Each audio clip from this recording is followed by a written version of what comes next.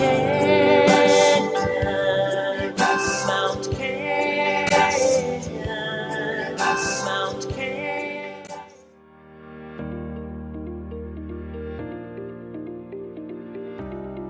everyone, good to see you, good to connect with you in this particular forum.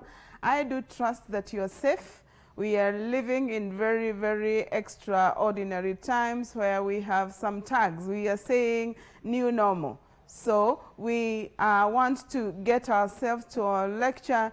Today we have our lecture BED3109, Social Work Practice in Communities and Organization. Wanjiro Ngunyi is my name. Let's get through this lecture, and I trust that you will be able to get details on our MS Teams and our e-learning.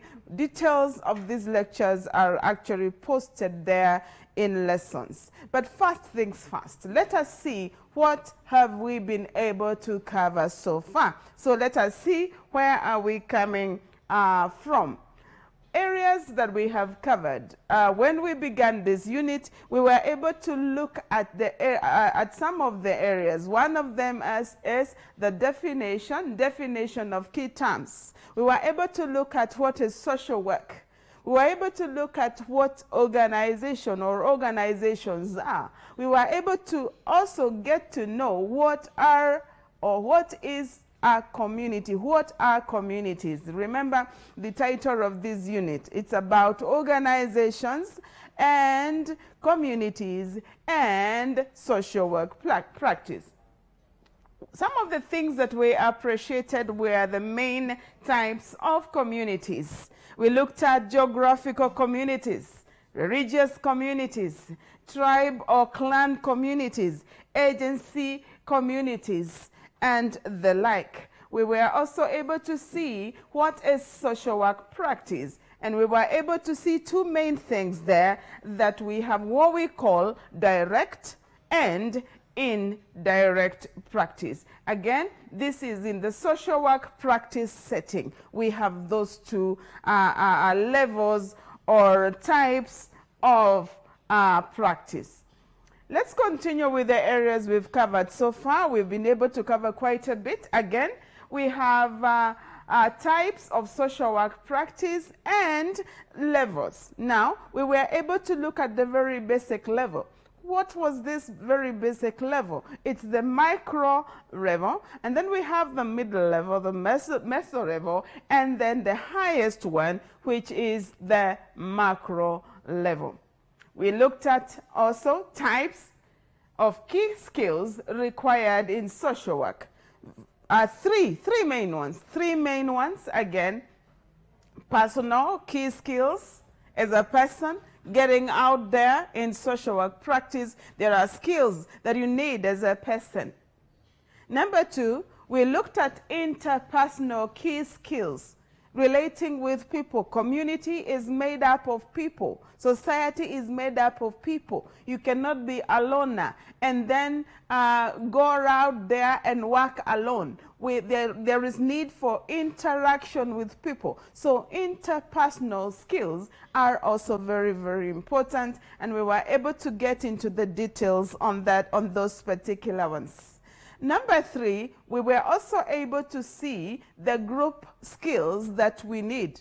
Now, from individual to groups to society, that is the kind of progression we have when we are dealing with communities, from individual, again, group, and then a community. So we need the skills right from the individual all the way to being able to deal with the community. There is that kind of progression and need for those skills. Again, personal skills, interpersonal skills, and group key skills. We were also able to see the types of social workers, and here we had enough of them. Let's see.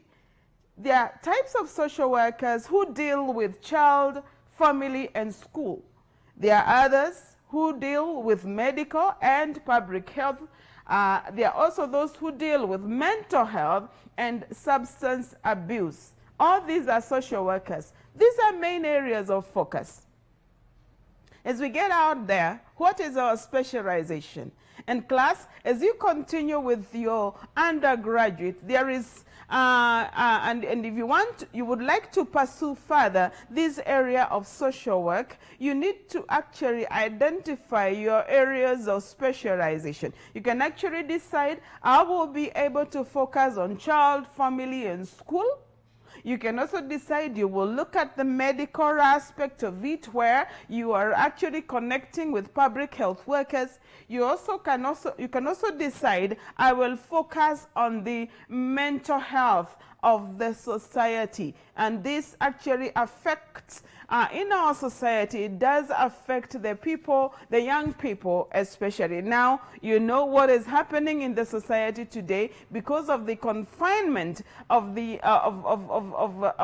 COVID-19. The society has found itself in a new normal where there is no much movement. So there are new challenges that are coming in families, and it is unfortunate that some of our young people, our teenagers, are engaging in some of this substance abuse, and in the long run, it can actually cause them some mental health. So those are types of social workers. Again, roles of social workers here, I will quickly go through because this is something that we've been able to learn.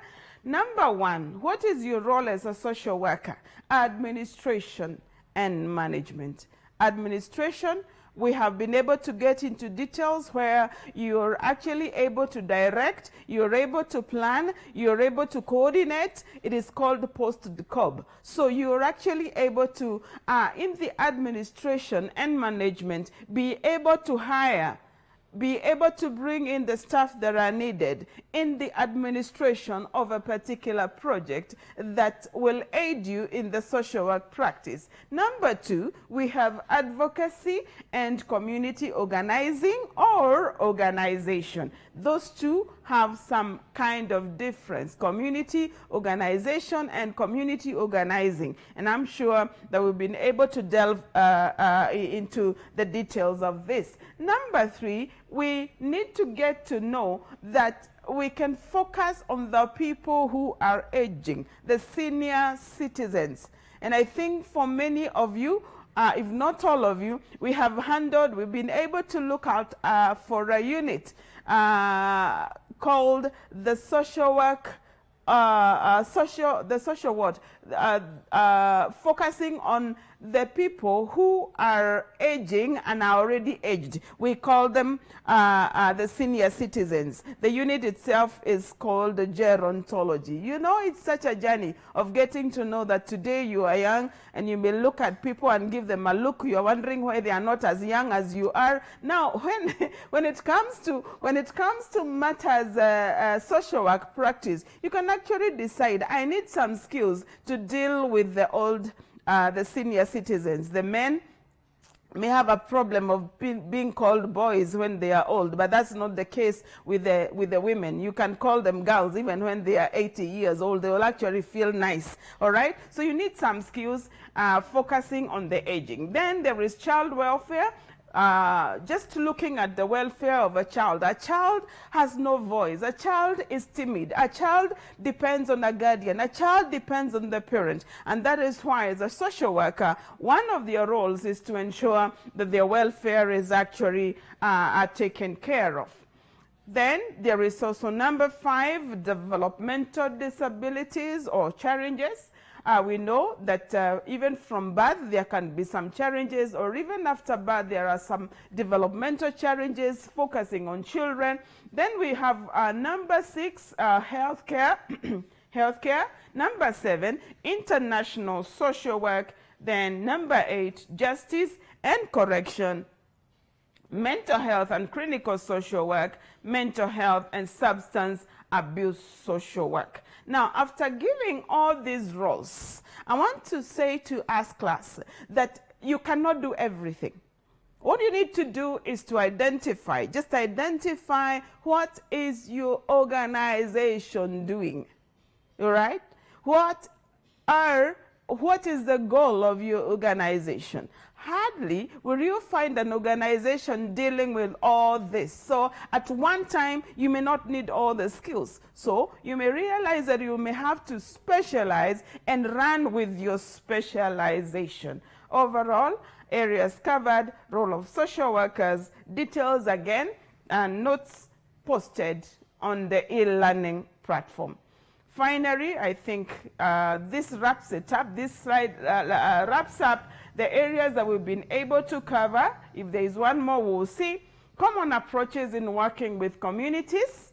Yes, we are able to look at the approach. One of them is analysis. As we get to the community, remember, you are in school and you may not be familiar with the community that you're dealing with. So you want to find yourself in a place where you know, you understand the details of this particular community. So what do? One approach is analysis of the situation within and without that community and the tools that are needed.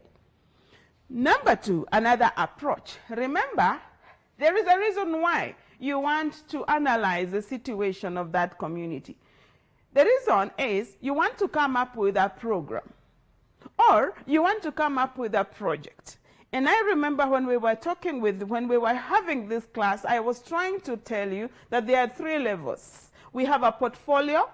A portfolio is the highest level where you have several programs together. From portfolio, then we have the program. Then under each program, there can be some projects, all right? So why are you analyzing this society? You want to know, as I start a project with this particular community, who are they?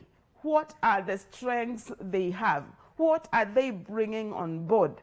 So that you can actually fill the gaps. And one of the things that I remember mentioning is that you need to get to that community in a clean slate. They were living before you went there. They were thinking before you went there. So as you go there, you are going to inquire. You are not the know-it-all. So humility, you wear it as a garment as you get to that community so that you do not do harm in the name of intervention. So programming and the tools needed. Under programming, there is the planning. You plan. What, where, who, how? Basic questions. That is under planning, and we have notes, lecture notes on that. And then job descriptions. This comes for the people you want to hire for pay or the people who are volunteering. Next, the project planning process. And finally, there is no way, absolutely no way, you can have a project without money. So there is the aspect of finances, there is the aspect of budgeting, and the aspect of budgeting is very, very close to planning. How? How much money? All right? That is also very, very important.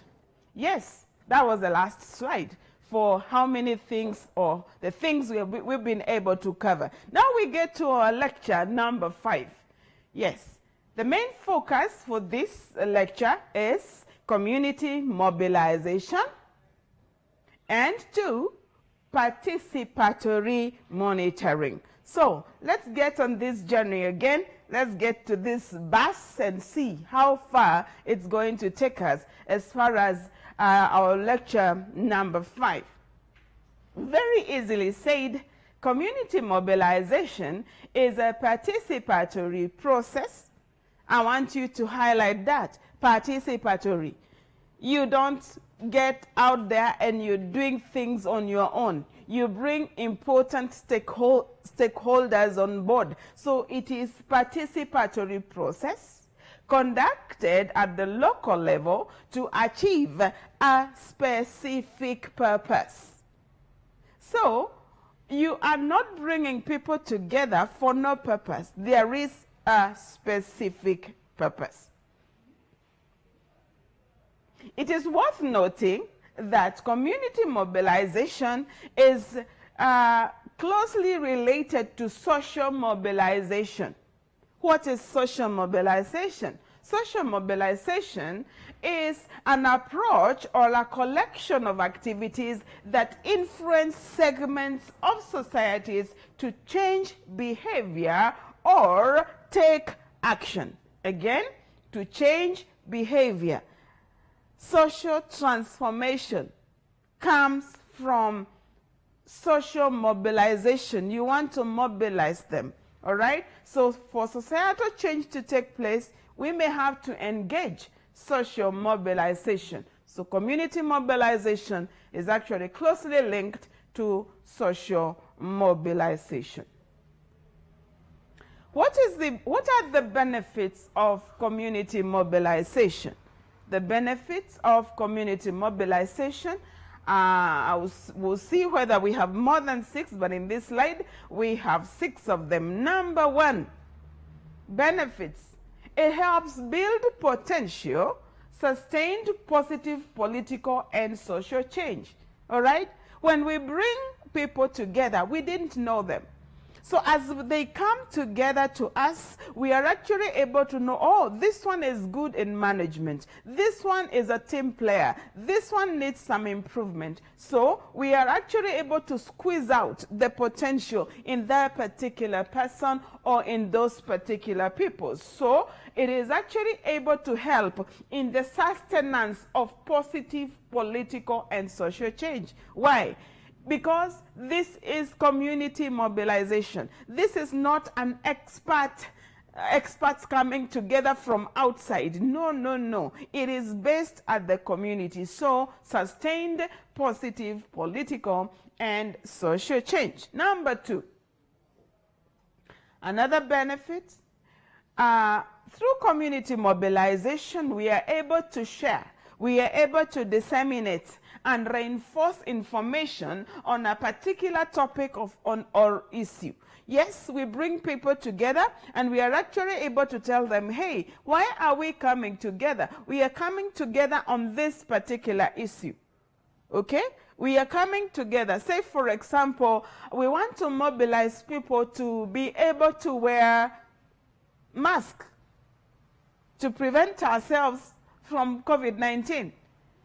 And why are we doing that? We have actually been able to analyze and seen that people don't think that this thing exists. It's something political. You know, people can say anything. Now, to be able to correct that, we can actually come up and say, hey, we want to sensitize people. We want to actually show people, you and I need to be serious on this. So that is a particular topic or issue. So it's good not to just bring people on board for nothing. No, have a topic. Number 3, develop trust through action between partners leading to new joint initiative. Now, when we bring people together, we are actually able to develop trust. Trust is very, very good when you're working with communities. They get to trust you, you get to trust them, and if there is any other person, any other development partner coming on board, then trust from this mobilization is able to be developed. Number 4, we are actually able to strengthen the capacity of partnerships. Let me explain this. When you're working out in the community, you may realize that there are very many needs, and you're not able to handle all needs. And you're not strong on everything. But there could be another organization that can do something better than yourself. So you want to bring them into partnership with yourself so that when you need them, they're actually able to come and bring synergy to the community. So through community mobilization, there's a strengthening of the capacity of partnerships. Next, there is the development of the organizational capacity as a community-based organization, as a regional organization, as a national organization. Community mobilization is able to develop that capacity. You know the people, and maybe for years that would come, you're actually able to have learned lessons of that particular community, and maybe see whether you're able to apply the same on a new project, on a new community. Mount Kenya, Mount Kenya, Mount Kenya, Mount Kenya. Number 6, it provides connection between experiences and lessons learned at the local community level. Benefits of community mobilization.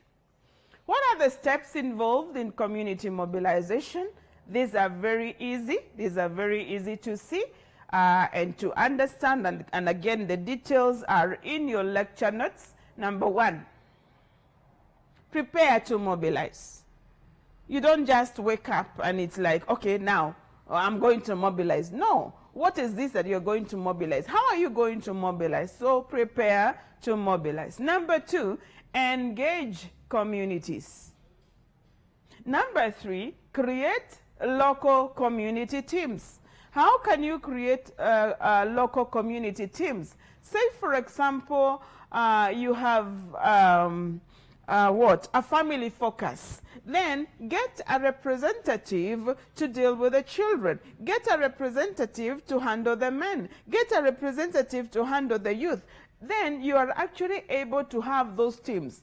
That when you ought to have a meeting, then not everybody, you don't have to bring everybody, but you can bring the representatives of those teams. Then that information will actually be delivered to the wider community. Number 4, conduct participatory assessments. This is very, very important. Remember, we said it is participatory community mobilization. So conduct participatory assessment. Another important thing, number 5 there, is analysis and planning. Right? You analyze what? What is this that you are doing? You've already analyzed the community, but what is this that you're doing? What is your project? What is your intervention? Analysis is very, very important, and definitely you will have fed into number 5 with what you found from number 4. That is when you conducted the participatory assessment. Next, why are we doing all this? Why are we mobilizing? Why are we engaging communities? It is because there is a project. Then it is time to do what? To do the implementation. So what we have agreed, what we have planned is what we actually say, this is time now to implement those activities. We have agreed to do ABCD to support objective number 1.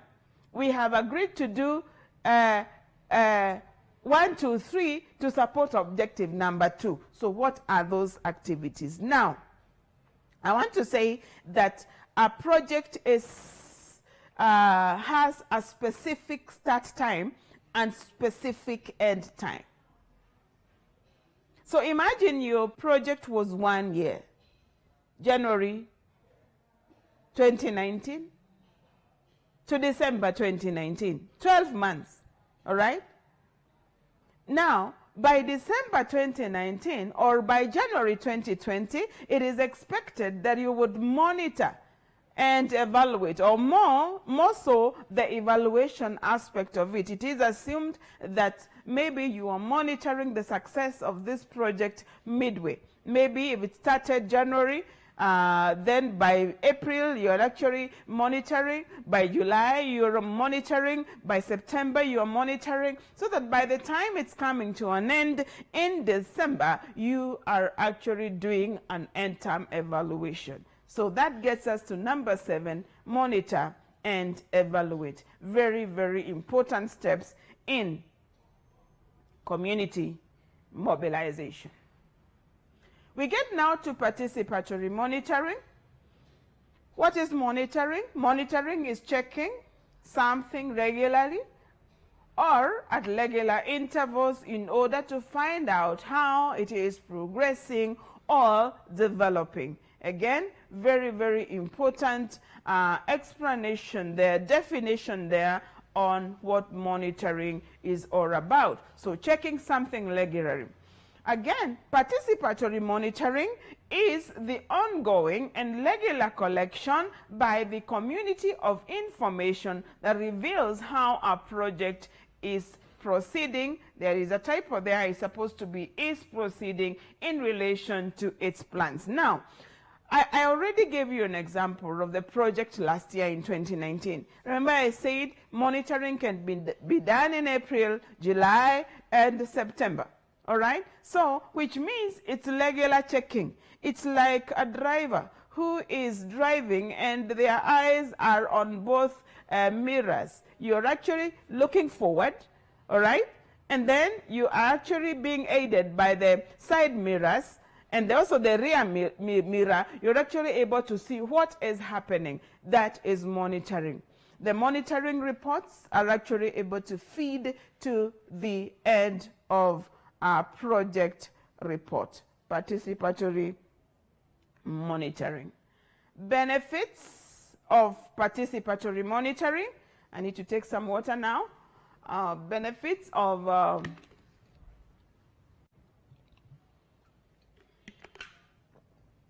thank you. Benefits of participatory monitoring. 1, it enables us to develop effective policies. Next, it provides directives and way forward. Next, it is a way of measuring success, failures, or diversions. Next, it provides learned lessons. I want to explain what I mean by number 1 or bullet number 1. Enable develop effective policies. Policies are important. They are a planning tool. They help us know what we should do, where we should be going. They help us be able to have a roadmap. They are a guide. So, when we are able to bring in participatory monitoring, it actually helps us to smoothen our policies, to actually know that there are road bumps here or there are challenges here, and therefore deal with them. It gives us direction that is clear. It is a way of measuring success, failure, or diversions. Number 4, it provides learned lessons. So it is good for us to appreciate these things. How? By looking at number 1, effective policies. If our policies are roadmaps, they guide us. They are able to help us to know what we ought to do when. So participatory monitoring helps us come up with effective. I want you to note that the word here is effective, because you can have policies that are not effective. So effective policies. Direction we are given through what? Participatory monitoring, and also we are also able to get the way forward. And then we are actually able to measure success. So success in projects are there. That is where we get success stories. All right? We did this, we avoided this, and so we succeeded. All right? There are also failures. This is what we did, and now we have learned that why we failed, it is because we did this. Or there are diversions in this particular part of the world. I mean Africa. We hear of government projects that never see the light of day. What might have happened? It is because there were diversions. Diversions of thought, diversions of action, diversions of focus. Instead of focusing on the planned project, then there are diversions either of the finances or either of focus, wherever. So through participatory monitoring, we are actually able to see this, the diversions. And then finally, we are actually able to get learned lessons. So steps in participatory monitoring. get details.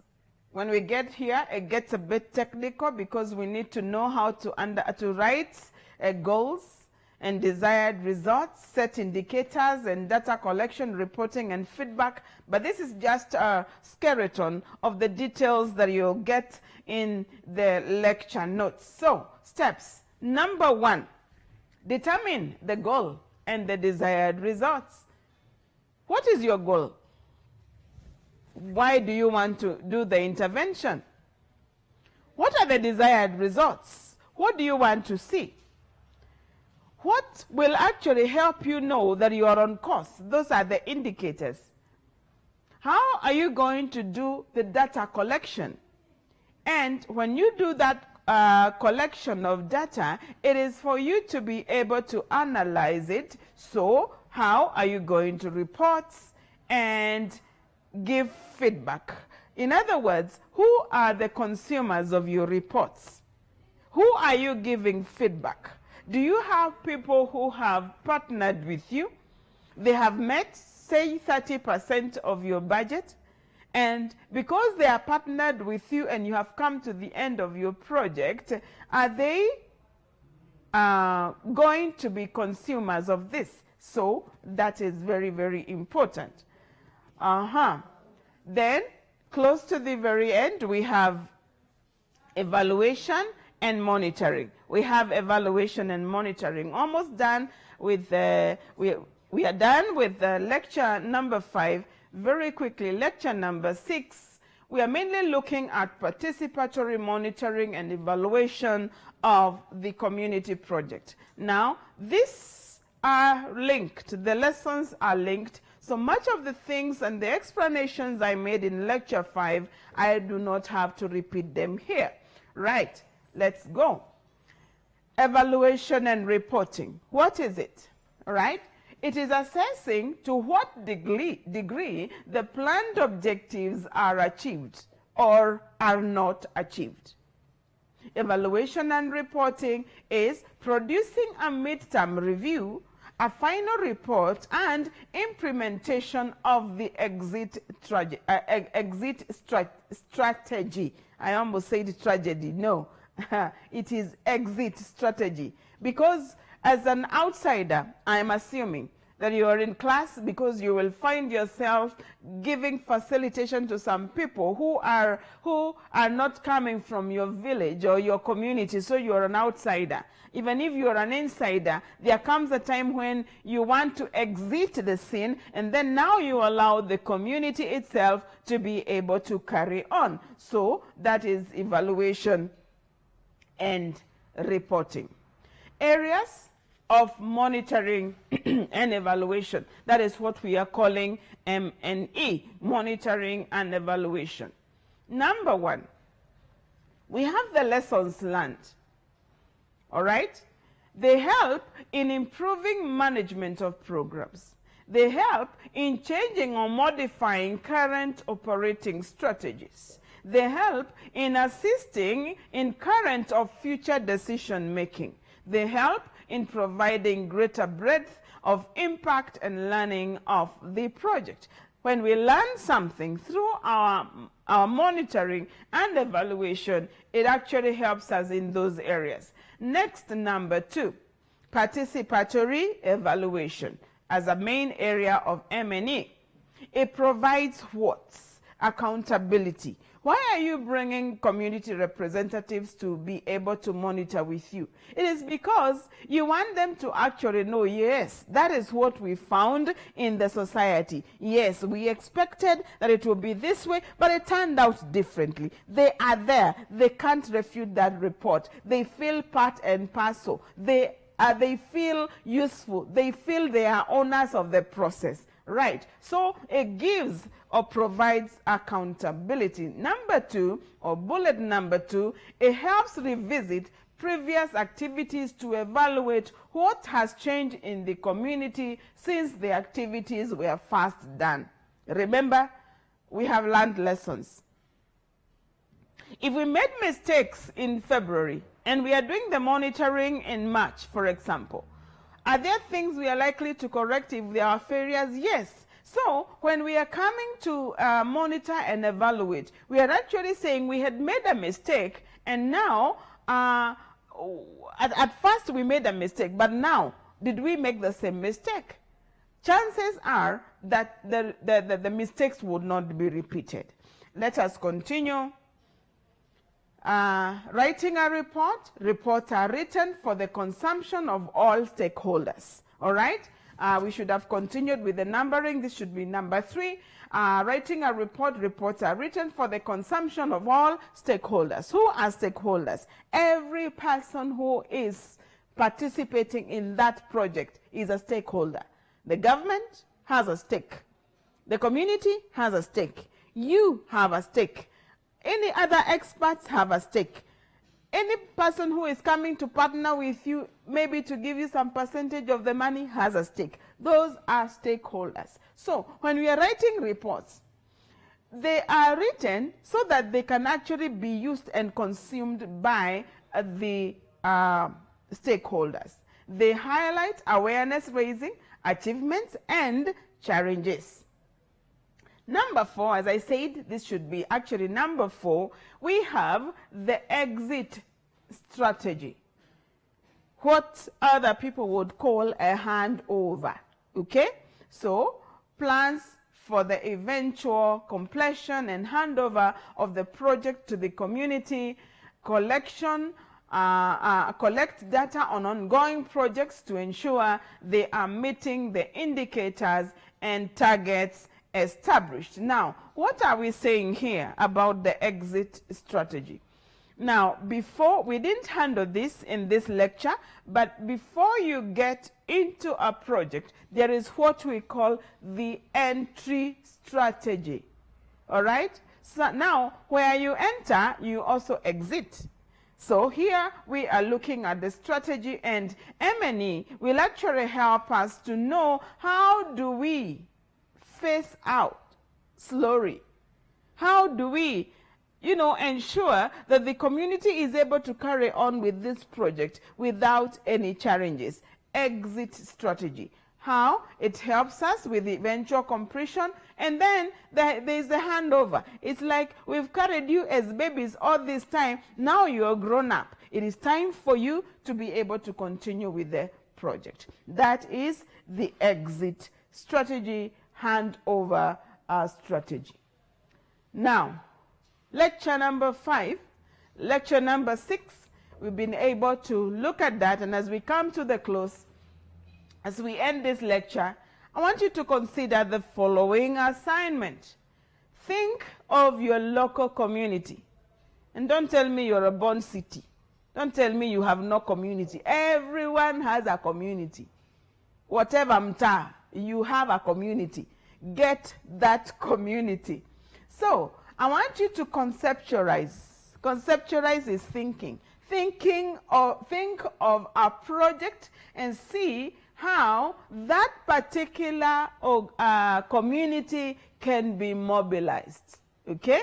Again, think of your local community, conceptualize or think of a project and see how they can be organized. That assignment will be good for you to understand lecture 5 and 6. We come to the end of the lecture, of the lectures, end of our session. Thank you so much. God bless you. These televised lectures supplement our robust online learning going on our MKU online platform. You can view more on our televised lectures via our online platform. We are in a digital era, and Mount Kenya University knows this. The following are the steps to follow so as to complete your online application. Download the application form from the website www.mku.ac.ke. Attach copies of your academic certificates and ID. Pay the application fees via M-Pesa pay bill number 270988. Your ID is the account number. 2,000 shillings is the charge for a postgraduate. You can also deposit in the bank accounts provided on the website. Then email all the above to apply@mku.ac.ke.